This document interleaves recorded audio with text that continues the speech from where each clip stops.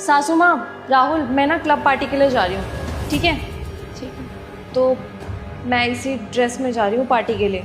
हाँ तो बुराई क्या है इस ड्रेस में, अच्छी लग रही है, जाओ। और हाँ, मेरे जो कॉलेज के दोस्त हैं ना, मेरे से अब मिलने के लिए आ रहे हैं, तो हो सकता है कि मैं उनके साथ ड्रिंक भी करूँ।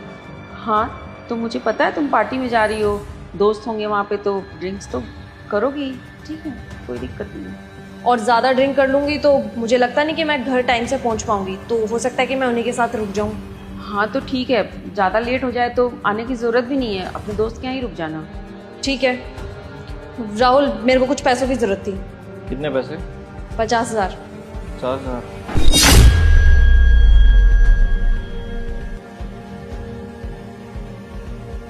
हाँ, ये 5,000 रुपये कैश हैं और बाकी ये मेरा क्रेडिट कार्ड है, इसको यूज़ कर लेना।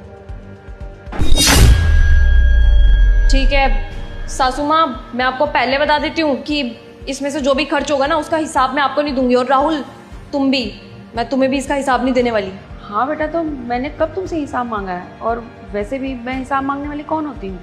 तुम जाओ एंजॉय करो। ये तुम कैसी बात कर रहे हो गीता? मम्मी और मैंने तुमसे कब हिसाब मांगा है? जाओ जी भर के जो मन करे उतना खर्च करो। उस कार्ड की लिमिट वैसे भी 1 लाख रुपए है। हाँ, एक बात और, मेरी ना सिर्फ लड़कियां ही दोस्त नहीं हैं, लड़के भी बहुत सारे दोस्त थे कॉलेज में, तो वो भी आने वाले हैं। कहीं आप लोग मेरी किसी फ्रेंड का स्टेटस देख लो और बोलो कि देखो इसमें तो लड़के भी हैं, लड़कों के साथ देखो घूम रही है, तो इस चीज़ का हिसाब मैं आपको पहले बता रही हूँ कि मेरे को बाद में कोई रोका टोकी नहीं चाहिए। हाँ बेटा, मैं समझती हूँ, दोस्त तो दोस्त होते हैं, ये लड़का हो या लड़की क्या फ़र्क पड़ता है। ठीक है, मैं जा रही हूँ।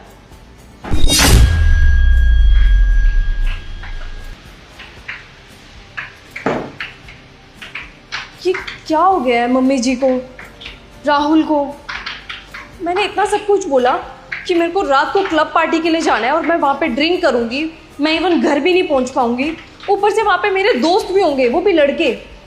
लेकिन इन्होंने तो कुछ रिएक्ट ही नहीं किया, ना मेरी ड्रेस पे कुछ बोला, सीधा बोल दिया हाँ बेटा जाओ एंजॉय करो। अरे मैं इस घर की बहू हूँ, इनको मेरी कोई चिंता विंता है कि नहीं? ये तो गलत बात है ना। ऐसे तो मम्मी जी कितना बोलते हैं, तू मेरी बेटी है, इस घर की बहू नहीं है, और ये अपनी ही बेटी को पूरी रात क्लब में जाने के लिए टोकेंगे भी नहीं। और राहुल से मैंने इतनी बड़ी अमाउंट मांगी 50,000 रुपए की, और राहुल ने बिना कुछ सोचे समझे मुझे अपना क्रेडिट कार्ड दे दिया। ये तो गलत बात है ना। इन लोगों को मतलब मेरी चिंता ही नहीं है। कोई बात नहीं, मैं डायरेक्ट जा करके ना इनसे पूछ ही लेती हूँ, और सबसे पहले मैं मम्मी जी से पूछूंगी, क्योंकि सबसे ज्यादा तो मम्मी जी ही बोलती है ना। सासू माँ, सासू माँ। बहू, क्या हुआ बहू? तुम तो पार्टी में गई थी ना, वापस क्यों आ गई? नहीं, मैं पार्टी में नहीं गई। आप 1 मिनट इधर बैठिए, मेरे को आपसे कुछ बात करनी है। हाँ बताओ, क्या बात है? एक बात बताइए आप मेरे को अपनी बेटी नहीं मानती ना? नहीं नहीं बेटा, ऐसी तो कोई बात नहीं है, तुम मेरी बेटी ही हो। नहीं, आप मेरे को अपनी बेटी नहीं मानती, क्योंकि अगर आप मेरे को अपनी बेटी मानती ना, तो आप यहाँ पे ऑब्जेक्शन उठाती कि बेटा तू इतनी रात भर तू बाहर रह करके उन लड़कों के साथ करेगी क्या, और रात को क्लब पार्टी में जाने का मतलब क्या बनता है, और ये ड्रेस पहन के तू क्लब जा रही है और रात भर बाहर रहेगी, तो ये अच्छी बात है क्या? ये तो आपको मेरे को बोलना चाहिए ना, लेकिन आपने तो मेरे को कुछ बोला ही नहीं। ऊपर से मैंने इतनी बड़ी अमाउंट राहुल से मांगी, तब भी आपने राहुल को नहीं टोका, ऊपर से इशारा कर दिया कि हाँ दे दे बेटा पैसे।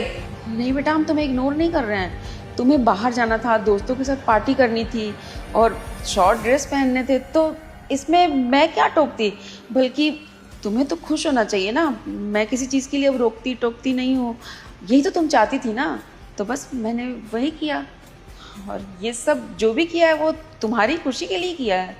इसमें खुश होने वाली क्या बात है मम्मी जी? आप मेरे को एक बात बताओ, मैं राहुल की वाइफ हूँ और मैं पूरी रात घर से बाहर रहने वाली हूँ, वो भी पराये लड़कों के साथ। हाँ, लेकिन आप लोगों ने तो कोई रिएक्शन ही नहीं दिया। आप लोगों को तो चिंता होनी चाहिए थी ना कि जब मैं पूरी रात घर से बाहर रहने वाली हूँ तो मेरे साथ कुछ भी हो सकता है। आप लोगों ने तो मेरे को इस तरीके से इग्नोर कर दिया जैसे आप लोगों को मेरी कोई चिंता ही ना हो। बेटा, मैं तुम्हें सच बताऊं तो तुम मेरी बेटी से भी बढ़कर हो। मैं तुम्हें हमेशा खुश देखना चाहती हूँ, और मैं नहीं चाहती कि तुम बाहर ऐसे कपड़ों में जाओ, तुम्हारे ऊपर कोई गंदी नज़र रखे या तुम्हारे साथ कुछ गलत हो जाए। तुमको भी पता है बेटा, दुनिया समाज कैसी है, लोग कैसे हैं, बस मुझे तुम्हारी चिंता रहती थी, इसलिए मैं तुम्हें टोकती थी कि बेटा ऐसे शॉर्ट्स ड्रेस मत पहनो, या बाहर लड़कों के साथ मत रहो, या बाहर जाओ तो मुझे फ़ोन कर दो। पर शायद मेरा रोकना टोकना तुम्हें पसंद नहीं आया, तो मुझे लगा कि मैं कुछ ज़्यादा ही बोल रही हूँ, इसलिए मैंने बोलना बंद कर दिया। अब तुम्हें तो याद ही होगा उस दिन क्या हुआ था। बहू, कहाँ जा रही हो ऐसे कपड़ों में? मम्मी जी सब्जी लेने जा रही थी, टमाटर खत्म हो गए ना तो बस टमाटर लेने जा रही हूँ। बेटा तुम ऐसे कपड़े पहन के जाओगी सब्जी लेने? कपड़े चेंज कर लो फिर चली जाना। इन कपड़ों में बाहर जाऊंगी मतलब? इन कपड़ों में क्या बुराई है? पर तुम इन कपड़ों में जाओगी, आजू बाजू के लोग देखेंगे, ऐसी ही 10 बातें बनाने लगेंगे, देखो इनकी बहू ऐसे शॉर्ट्स पहन के बाहर जाती है। फिर तुम ही सोचो क्या सोचेगा समाज, क्या बोलेगी दुनिया हम लोगों को। बहू घर पे पहनती हो तो ठीक है, पर बाहर वालों को तो नहीं पता चलना चाहिए ना कि तुम घर में ऐसे कपड़े पहनती हो। सबको बताना जरूरी है क्या ये चीज़ें? देखो मम्मी जी, एक तो ना मैंने आपको बार बार बोला है कि मैं जो भी काम कर रही हूँ ना आप उसमें अपनी दखल अंदाजी मत दिया करो। मेरी मर्जी मैं कुछ भी पहनूं, और वैसे भी मैं ये घर पे पहनती हूँ। क्यों पहनती हूँ? क्योंकि मेरे को कंफर्टेबल लगता है, इसीलिए पहनती हूँ। और आप हमेशा टोका टाकी करने लगते हो। बड़ी मुश्किल से तो आपने मेरे को ये कपड़े अलाउ किए कि मैं घर में पहन सकती हूँ, और अब फिर से टोका टाकी करने लग गए। वैसे तो आप कहते हो कि मैं इस घर की बहू नहीं बेटी हूँ, अपनी बेटी के साथ भी ऐसे ही करते क्या आप? इतनी रोक टोक करते हो उसको? वो जो मर्जी पहनना चाहती है वो पहन सकती ना, फिर मैं भी तो जो मर्जी पहनना चाहती हूँ वो पहन सकती हूँ। और वैसे भी कितनी दूर है मार्केट? ये 10 मिनट की दूरी में है मार्केट। अब उसके लिए मैं चेंज करूँ, साड़ी पहनूं, है ना? इतना झंझट नहीं होता मेरे से। मेरी मर्जी में जो मर्जी पहनना चाहो ना पहन सकती हूँ। पर बेटा तुम, अरे परवर छोड़ो आप, आपका तो डेली का यही है, हमेशा क्वेश्चन करते रहते हो। क्या पहना है, कहाँ जा रही है, क्या कर रही है, क्या खाया, क्या पहना, क्या ओढ़ा। बस करो आप, अगली बार से मेरे से ना इस तरीके क्वेश्चन मत पूछना, वरना मेरे से बुरा कोई नहीं होगा। बहुत सहन कर लिया मैंने आपका। बहू बेशक तुम सब्जी मार्केट जा रही थी, पर तुमने शॉर्ट्स डाल रखे थे, और तुम्हें भी पता है कि मार्केट में कैसे कैसे लोग होते हैं, कितनी गंदी नज़र होती है उनकी। अब अगर तुम राहुल के साथ मॉल वगैरह में जा रही होती तो मैं तुम्हें नहीं रोकती बेटा, लेकिन मुझे लगा कि मेरी बेटी के ऊपर कोई गंदी नज़र रखे या कुछ बोल दे फिर तो मुझे अच्छा नहीं लगता ना। बस मैंने बेटी समझ के तुम्हें रोका था, पर तुमको बुरा लग गया। अब ऐसा भी नहीं है बेटा कि तुमको घर में पहनने से मैं मना करती हूँ। वैसे भी तुम राहुल के साथ भी कहीं घूमने जाती हो तो 1 पीस कैरी करती हो ना बेटा, मैं कभी नहीं रोकती। पर तुम अकेली होती हो, तुम्हारे साथ कोई भी नहीं होता। तुम खुद सोचो एक माँ के दिल पे क्या बीत रही होगी, कितनी चिंता होती है मुझे। उसी चिंता की वजह से मैं तुझे बोलती हूँ, क्योंकि मुझे तेरी चिंता है बेटा। अब उस दिन तुमने मुझ पे इतना चिल्लाया, मुझे इतना बोला, मुझे लगा मैं शायद ज़्यादा बोल रही हूँ, और तुम शायद मुझे माँ नहीं मान रही हो, तभी तुमने मुझे इतना कुछ सुना दिया।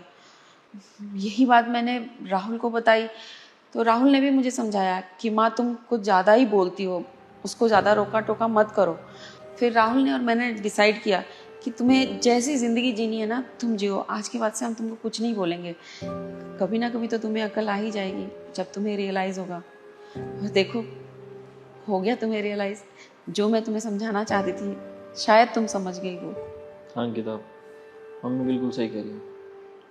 और देखो ना अंकिता, मम्मी मेरा उतना ख्याल नहीं रखती जितना तुम्हारा रखती है। अरे तुम्हारे मांगने से पहले वो चीज़ हाजिर कर देती है जो तुम्हें पसंद है। उसके बाद भी मम्मी को तुमने उस दिन डांट दिया। अरे तुम्हें किसी चीज़ की दिक्कत ना रहे इसलिए मम्मी ने मेड भी रख दी थी घर पे, कि तुम्हें ऐसा ना लगे कि तुमसे काम करवाया जा रहा है और तुम ससुराल में हो। वो तो हमेशा यही चाहती हैं कि उनकी बहू उनकी बेटी बन के रहे। अरे जो भी कुछ चीज़ बनाती हैं, चाहे तुम सो रही हो या जाग रही हो, वो तुम्हारे पास लेकर आती है सबसे पहले, मुझसे भी पहले। और तुम्हें लगता है वो तुम्हें प्यार नहीं करती? अरे ससुराल में इतना सुख तो मिल रहा है, और कितना सुख चाहिए तुम्हें।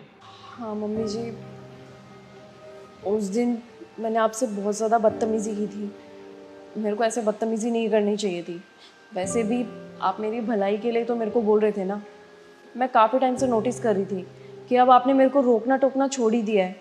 अभी परसों की बात ले लो ना, जब मैं बाहर गई थी घर से, मेरी सारी फ्रेंड्स थी वहाँ पे और सारी की सारी मैरिड ही थी। सबकी सासू माँ ने कॉल करके उनसे पूछा कि बेटा तुम कब आ रही हो घर पर, बस मेरे पास ही आपका कॉल नहीं आया। तब मुझे ऐसा लगा कि आप लोगों ने मेरे ऊपर ध्यान देना ही बंद कर दिया है, और मैं कहीं भी जाऊँ आप लोगों को बिल्कुल भी फ़र्क नहीं पड़ता। और आज भी मैं किसी पार्टी में नहीं जा रही थी, मैं बस ये देखना चाह रही थी कि आप मेरे को रोकोगी कि नहीं। और जब आपने मेरे को नहीं रोका तो मुझे सच में बहुत ज़्यादा बुरा लगा। मुझे समझ में ही नहीं आ रहा था कि मैंने क्या गलती की है जो आप लोग मेरे को इतना इग्नोर करने लगे हो। लेकिन अब जब आपने मेरे को मेरी गलती का एहसास करवाया तब मुझे समझ में आ रहा है कि मैंने कितनी बदतमीज़ी की थी आपके साथ। प्लीज़ मम्मी जी मेरे को माफ़ कर दो, मैं नेक्स्ट टाइम से इस तरीके की गलती कभी नहीं करूँगी। और मम्मी जी मैं आपकी सारी बात मानूंगी। देखो अंकिता, माँ बाप को अपने बच्चों की बहुत ज़्यादा परवाह होती है और बहुत चिंता होती है, इसीलिए तो वो रोकते हैं। इस बात को तो हमें बुरा नहीं मानना चाहिए शायद।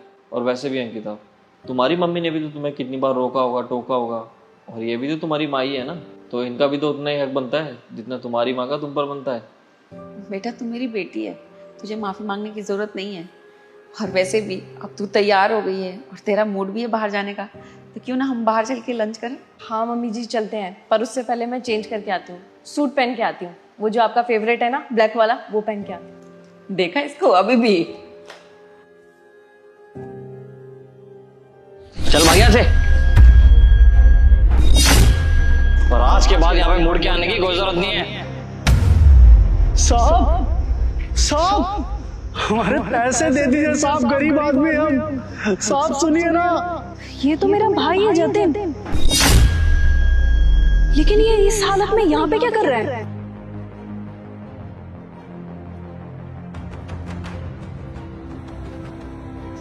सुनो, आप पहले ग्रीन वैली में रहा करते थे ना? ग्रीन वैली में? हाँ। आपको कैसे पता? आप जानते हो क्या? नहीं नहीं, एक्चुअली मैं आपको जानती नहीं हूँ। वहाँ पे मेरी एक फ्रेंड रहा करती थी, तब मैंने शायद आपको वहाँ से आते जाते देखा है, तो इसलिए आपसे पूछ लिया कि आप पहले ग्रीन वैली में रहा करते थे ना। और शायद आपकी पूरी फैमिली भी तो वहीं रहा करती थी ना, आपके मम्मी पापा और शायद आपकी बहन भी थी। इतना बड़ा अपार्टमेंट था आपका। तो आई एम सॉरी टू से, आज आप गार्ड की ड्रेस में, आप गार्ड का काम करते हो? हाँ, वहीं रहते थे सब लोग। ठीक है मैडम, चलता हूँ मैं। देखिए भैया, आप दिखने में बहुत ज़्यादा परेशान लग रहे हैं। मुझे ऐसा लग रहा है कि कोई ना कोई प्रॉब्लम तो है आपके साथ। अगर आप मेरे को बताएंगे तो क्या पता मैं आपकी कुछ हेल्प कर सकूं। नहीं मैडम, ऐसी कोई भी बात नहीं है। कई बार इंसान वक्त और हालात के हिसाब से चल नहीं पाता, इसलिए उसकी ये हालत हो जाती है, बस और कोई बात नहीं है। और वैसे भी मैं अपनी दिक्कत परेशानी किसी और को बताना ज़रूरी नहीं समझता। चलता हूँ। देखिए भैया, आप मेरे को अपनी बड़ी बहन मान सकते हैं, और क्या पता अगर आप मेरे को अपनी प्रॉब्लम बताएंगे तो मैं उस प्रॉब्लम का कुछ सॉल्यूशन दे सकूं आपको। ये समझ के आप अपनी प्रॉब्लम मुझसे शेयर कर सकते हैं। देखिए, वैसे तो मैंने आज तक किसी को कुछ भी नहीं बताया, लेकिन मेरी एक बड़ी बहन थी, उससे मैं बहुत प्यार करता था। और जब आज आपने ये कहा कि बड़ी बहन समझ के ही बता दो, तो मुझे उसकी याद आ गई, और इसीलिए मैं आपको वो सारी चीज़ें बताना चाहता हूँ जो मेरे साथ हुई। दरअसल सही कहा आपने, ग्रीन वैली अपार्टमेंट में रहते थे हम सारे ही बहुत खुश थे।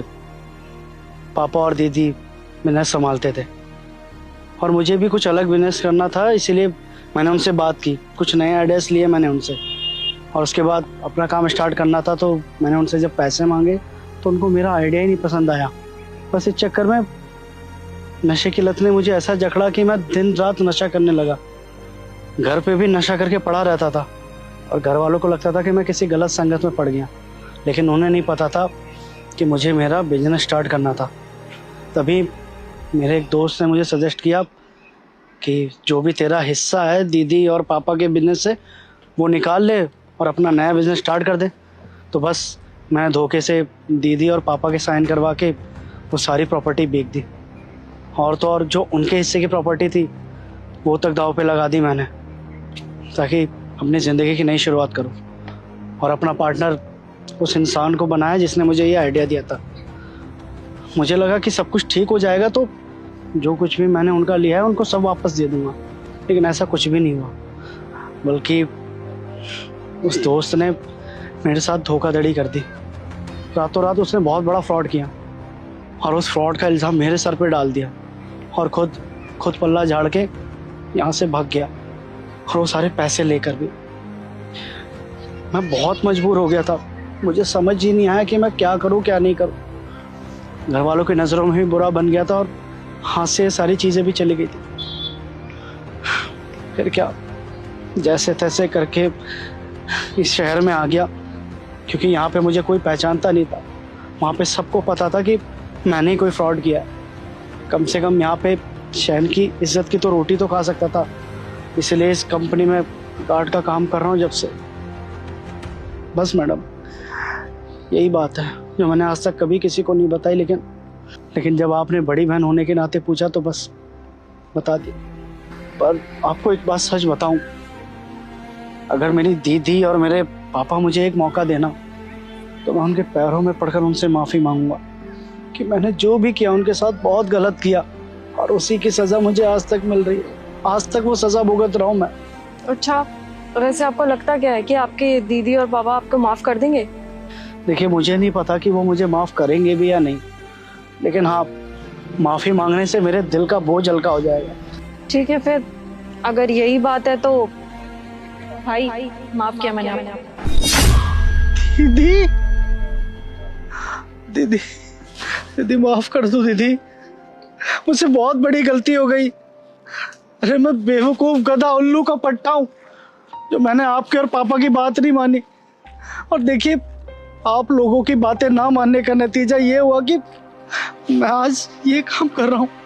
आपका भाई एक मामले से सिक्योरिटी गार्ड का काम कर रहा है। ये मेरी करनी की सजा है जो मुझे मिल रही है, लेकिन आप लोगों से हाथ जोड़ के माफी मांग रहा हूँ। अपने चक्कर में मैंने आप लोगों को बर्बाद कर दिया, माफ कर दीजिए मुझे। पर भैया, ये तो गलत बात है ना। जब आप मुझे, पापा को, मम्मी को, सबको एक फैमिली मानते हो, तब आपको अपनी प्रॉब्लम तो हमें बतानी चाहिए थी ना। हम तो इसी अंधविश्वास में जी रहे थे कि आपको पक्का कोई ना कोई गलत लत लगी है, जिसकी वजह से आपने पूरी जमीन जायदाद बेच दी, और बुरी लत की वजह से आप घर पर भी नहीं आना चाहते, हमें फेस भी नहीं करना चाहते। हमें क्या पता था कि आप किस सिचुएशन में फंसे हुए हो। अगर आप हमें ये बात पहले बताते तो शायद हम आपको कुछ सॉल्यूशन दे पाते। सॉल्यूशन नहीं दे पाते तो कम से कम साथ में तो रह पाते। भैया, हम फैमिली हैं। फैमिली होती किस लिए है? कि अच्छे और बुरे वक्त में फैमिली साथ रह सके। भैया, आपने अपनी फैमिली को ही ठुकरा दिया। मेरी हिम्मत नहीं थी तुमसे और पापा से नजरें मिलाने की, इसलिए कभी कर नहीं गया। लेकिन तो एक बात बताओ, यहाँ इस शहर में क्या कर रही है? वो क्या है ना भैया, जब घर पे वो सारी की सारी सिचुएशन हो गई, आपको तो पता ही था, पापा रिटायर थे, पापा कुछ नहीं कमाते, तब मेरी पढ़ाई काम आई। मैंने सोचा कि मेरे को घर की जिम्मेदारियां संभालनी चाहिए, क्योंकि अगर मैं जिम्मेदारी नहीं संभालती ना तो हमारा घर बिखर जाता भैया। और मेरा एक फ्रेंड था जिसने मेरे को इस शहर में जॉब लगवाने के लिए कहा था। उसने कहा था कि तेरी एजुकेशन के हिसाब से यहाँ पे तेरी जॉब बिल्कुल परफेक्ट रहेगी। और देखो ना भैया, मेरी मेहनत कितनी रंग लाई आज। आपको पता है भैया, यहाँ पे एक ऑफिस है जहाँ पे 70% की मालकिन मैं हूँ। लेकिन भैया, मेरे को एक चीज समझ में नहीं आ रही कि इन लोगों ने आपको ऐसे धक्के दे करके ऑफिस से बाहर क्यों निकाला? दरअसल तुझे पता तो है कि मुझे बिना एसी के रहा ही नहीं जाता, और गर्मी इतनी ज़्यादा हो रही है, तो बस मैंने जैसे तैसे पैसे इकट्ठा करके इंस्टॉलमेंट पे कूलर लिया था और वो इस कैबिन में लगवा दिया था। और यहाँ पे 2-3 दिन कूलर रहा, लेकिन जैसे यहाँ के मैनेजर ने देखा तो हमें बहुत उल्टा सीधा बोला। हमें बोला कि बिजली का बिल तेरा बाप भरेगा क्या? हम सब कुछ सहन कर सकते हैं दीदी, लेकिन पापा की कोई बेइज्जती करे तो हम सहन नहीं करेंगे। बस इसलिए उससे ऊंची आवाज़ में बात कर ली हमने, तो भड़क गया और उसने हमें नौकरी से निकाल दिया, वो भी बिना पैसे दिए। भैया देखो, जो हुआ सो हुआ, लेकिन भैया मैं अब आपको यहाँ पे दर दर की ठोकरें खाने के लिए नहीं छोड़ूंगी। आप कल ही मेरे साथ घर चलोगे और अपनी जीवन की नई शुरुआत करोगे। नहीं, मैं उस घर में कभी कदम नहीं रख सकता। अरे जिस घर में मैंने इतना बड़ा विश्वासघात किया है, अपनों का भरोसा तोड़ा है, मुझे कैसे लगता है कि मैं उस घर में दोबारा जा पाऊंगा? अरे पापा से तो नजरें भी नहीं मिला पाऊंगा मैं। नहीं, मैं नहीं जाऊंगा वहाँ। देखो भैया, फिर से परायों वाली बात कर दी ना।